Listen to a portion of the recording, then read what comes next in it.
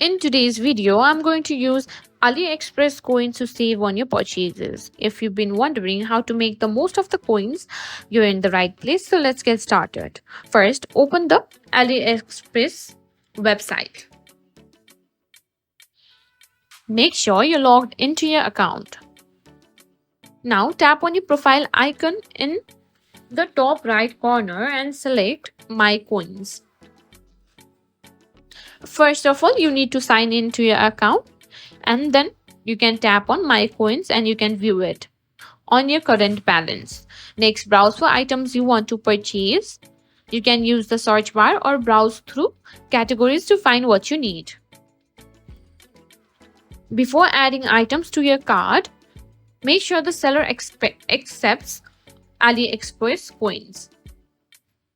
This is usually indicated on the product page or during checkout. Look for the options to use coins. Add the items you want to buy to your cart. Once you've added everything, proceed to checkout.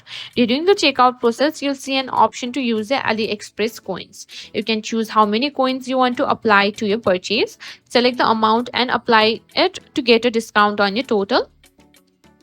After applying your coins, review your order and complete the purchase. Check your order confirmation to ensure that discount from your coins was applied correctly.